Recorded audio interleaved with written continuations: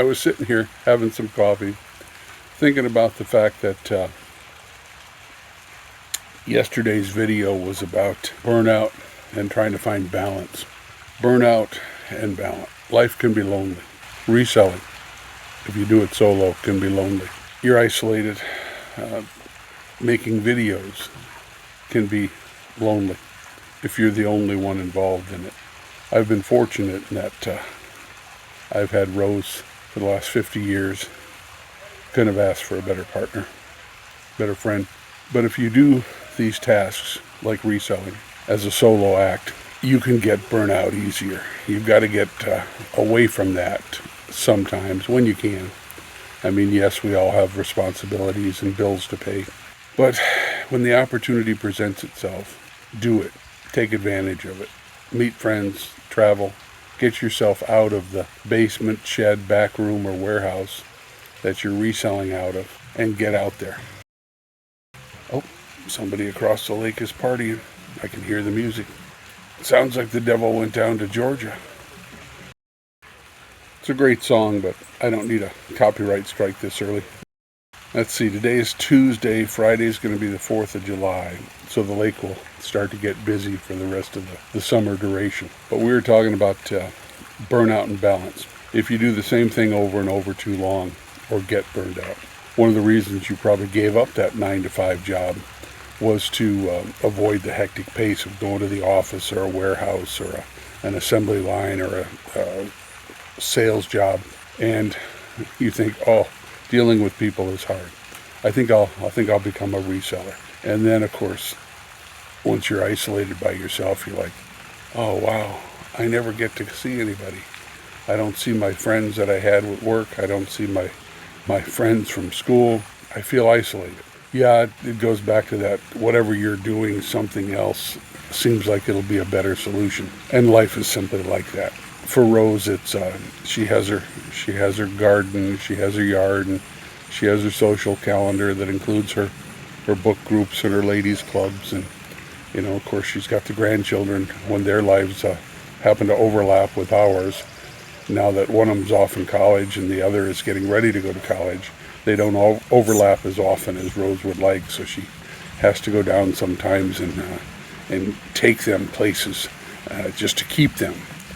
And of course, my daughter's about to hit that empty nester phase when her youngest leaves home. So, yeah, adjustments as you pick what you're going to do in life to make a living, adjustments to pick where you're going to live. Those are all decisions that have consequences. Back in the 70s, there was a phrase, t-shirts, bumper stickers, people repeating it, no matter where you go, there you are. And I think that pretty much sums it up, because you can't outrun yourself. You can think other people have a tremendous impact in your life.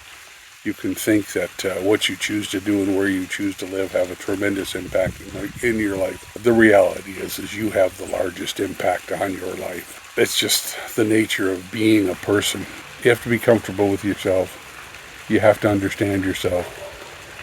If you're not the type of person who can be self-employed, work from home, work from a storage space, and actually meet your tasks and your goals to get the income you need to continue, it's usually on you, or in my case, on me.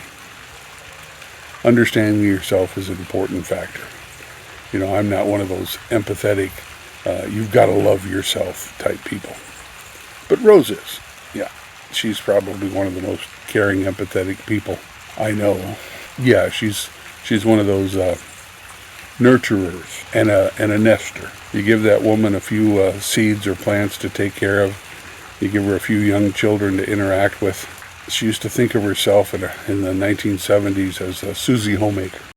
Sew clothes for the kids, and she'd make her meals from scratch. And I was usually the beneficiary of all of that activity. So it's been interesting to see her grow and develop in the different phases of our life. We were empty nesters 25 years ago. Then we were grandparents. Now, with the kids off to college, we're empty nesters without grandkids around. Each of those phases, a natural transition, I guess, as the next generation grows up, and you wonder if you'll be around to see the follow-on generation that comes after your grandchildren. Yeah, I remember when Rose got the phone call from Brandy, and Brandy's in tears. And Rose says, "What's the matter? Are you pregnant?" And Brandy's like, "Yeah, my life is over." But it wasn't, of course. It just transformed into a new phase of her life. Tanya, of course, took a different route. She didn't think she wanted children. Now she's a helicopter mom running around. They're in the bus this summer traveling. They're converted minibus. And I've been getting film clips of them jumping off cliffs, swimming with the manatee, doing all sorts of things. Maybe I'll include one at the end of this so that you can see what they're up to.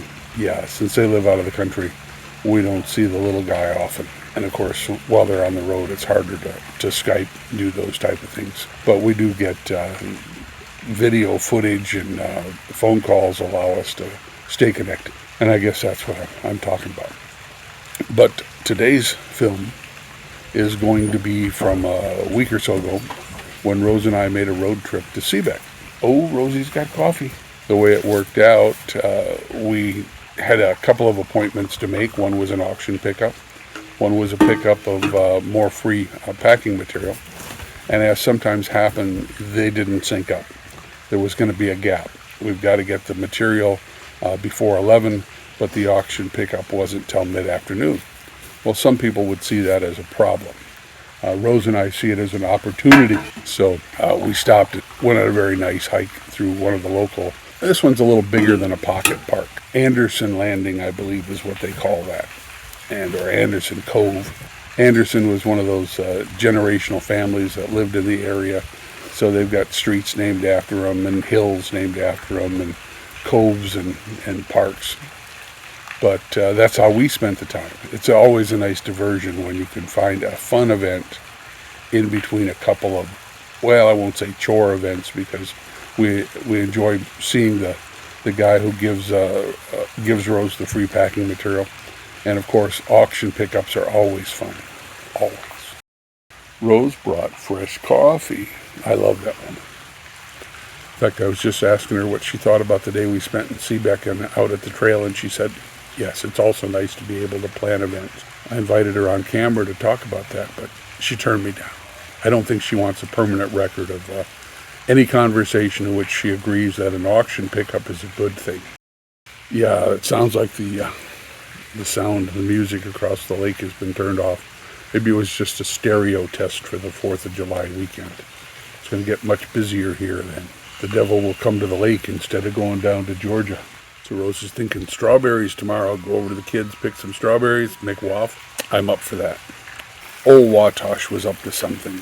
Old Watosh needs to do this. And I have to think that it came back as probably an alteration of the Japanese word. Because when you live in Japan and you want to introduce someone to a Japanese person, you use the expression watashi when you talk about yourself. You use the expression anata when you want to talk about someone else. So for instance, if I was introducing Rose to a Japanese person, I would say, anata wa Rose desu. But when you refer to yourself, you say watashi wa Brian desu, anata wa Rose-san. So, as with many words, they come back with the servicemen overseas.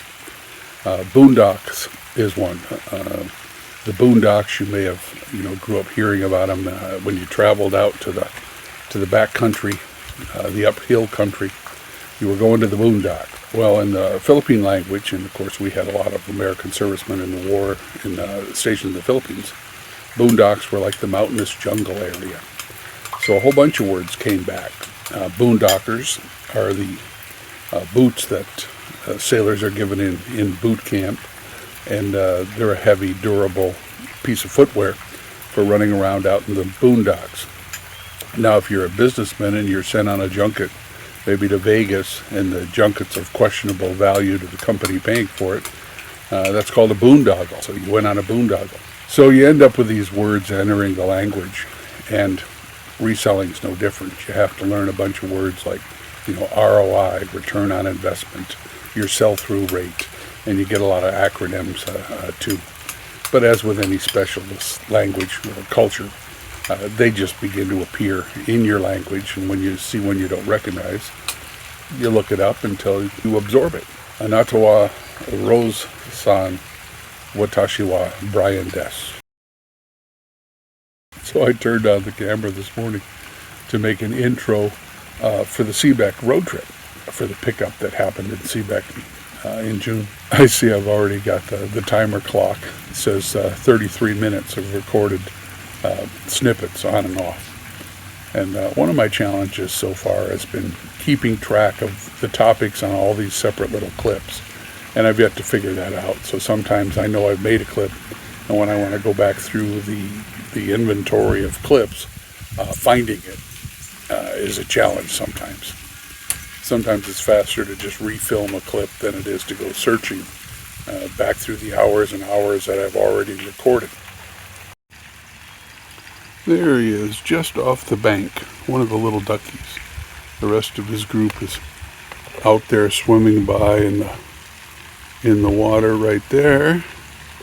But one of them right down there off the bank. There you can see him. But they're just getting big enough now that the older group is starting to practice their flying.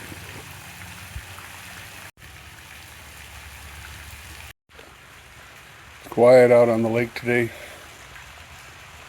Rose is running around filling her bird feeders. She needs a ladder to do some of them. One of the only ways to keep the does from emptying the bird feeders was to put them up high, which of course means she has to get a ladder out. It's fun to watch her fill feeders. It's got nothing really to do with reselling.